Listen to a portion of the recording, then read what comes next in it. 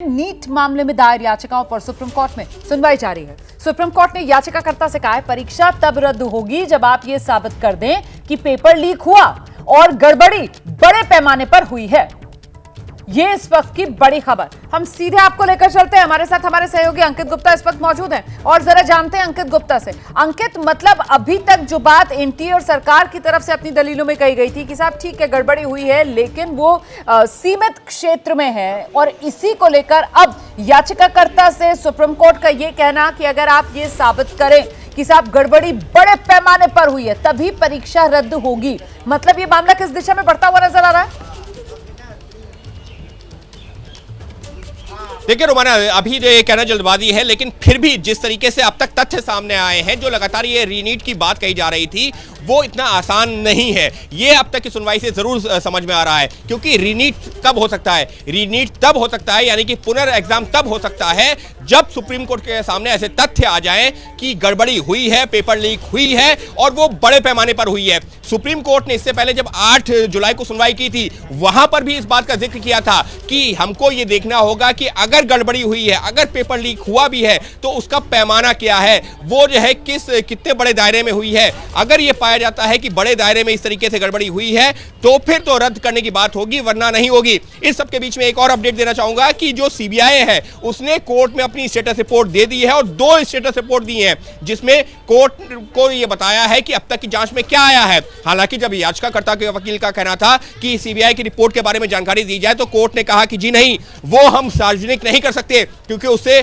CBI जो जांच agency है उसकी जांच प्रभावित हो सकती है। लेकिन कोर्ट ने सबके बीच में यह जरूर जानना चाहा है कि ये कितने छात्रों से जुड़ा हुआ मामला है। तो जो याचिकाकर्ता, जो छात्रों के वकील हैं, उनका यह कहना था कि देखिए वैसे तो जो अगर हम देखें तो ये 1,08,000 छात्रों से जुड़ा हुआ मामला है। अगर री एग्जाम होता है तो 1,08,000 छात्रों से जुड़ा हुआ सीधा मामला है, जिस पर सुप्रीम कोर्ट ने टिप्पणी की जी नहीं, इसका मतलब ये नहीं है कि जिन छात्रों को सीट मिलेगी ये सिर्फ उन्हीं से जुड़ा हुआ है। ये 23 लाख से ज्यादा छात्रों से जुड़ा हुआ मामला है और इस वजह से हमको इसकी गंभीरता समझनी होगी। अगर आप ये साबित कर पाते हैं कि हां वाकई में गड़बड़ी हुई है, बड़े पैमाने पर हुई है, तब तो रीनीट पर विचार किया जा सकता है। ऐसे जल्दबाजी में कोई भी जो छोटी मोटी गड़बड़ी के मामले में इस तरीके का फैसला नहीं लिया जा सकता।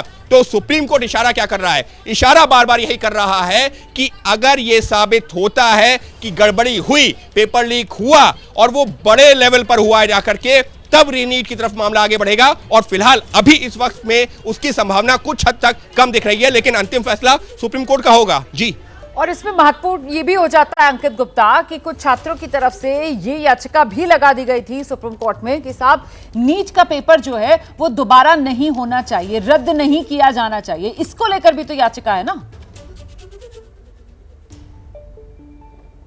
बिल्कुल याचिका, और सुप्रीम कोर्ट में यह मामला भी आ गया है क्योंकि जो सॉलिसिटर जनरल हैं जो कि सीबीआई के स्टेटस रिपोर्ट के बारे में कोर्ट को जानकारी दे रहे थे, उन्होंने भी ये कहा कि देखिए सुप्रीम कोर्ट के सामने जो याचिकाएं आई हैं, 100 के करीब ऐसे छात्र आए हैं, जो 130 के आसपास, जिनका यह कहना है कि रीनीट होना चाहिए। तो 240 के आसपास ऐसे छात्र भी आए हैं जो कि 1,08,000 छात्र जिनको दाखिला मिलना है या तो सरकारी कॉलेज में या फिर प्राइवेट कॉलेज में, वो ये कहते हुए आए हैं कि नहीं, रीनीट नहीं होना चाहिए, गड़बड़ी नहीं हुई है। तो ऐसे में अगर कहीं छोटी मोटी गड़बड़ी हुई है तो उसका असर उन छात्रों के भविष्य पर नहीं पड़ना चाहिए जिन्होंने एक गंभीरता के साथ अपने एग्जामिनेशन की प्रिपरेशन की थी और एक जो है गंभीरता के साथ अपना एग्जामिनेशन दिया है। तो ऐसे में अभी चर्चा क्या चल रही है, यहां पर एक और अपडेट सामने आया है, वो भी बता देता हूं। उसमें यह कहा गया है कि आईआईटी मद्रास की जो डेटा एनालिटिक्स की रिपोर्ट आई थी उसके ऊपर जो याचिकाकर्ता हैं, यानी कि वो छात्र जो कि रीनीट की मांग कर रहे हैं, उनके वकील ने सवाल खड़े किए, कहा कि इसमें जो तथ्य दिए गए हैं पूरी सही नहीं है, ये सिर्फ कुछ छात्रों को लेकर के जानकारी हासिल की गई है। इतना ही नहीं, आईआईटी की जो डेटा एनालिटिक्स की रिपोर्ट है उसमें तो जो है जो याचिकाकर्ता, जो छात्र जो मांग कर रहे हैं कि रीनीट हो, उनके वकील ने यहां तक कह दिया कि जिस कमेटी ने इसकी जांच की है वो तो एनटीए के सदस्य हैं, उसके डायरेक्टर, उसके जो है एक वो सदस्य हैं जो आईआईटी मद्रास के एक डायरेक्टर हैं। तो इस पर अब जो केंद्र सरकार के वकील ने कहा कि जी नहीं, एनटीए के वकील ने आपत्ति दर्ज करवाई कि जी नहीं, ऐसा नहीं है।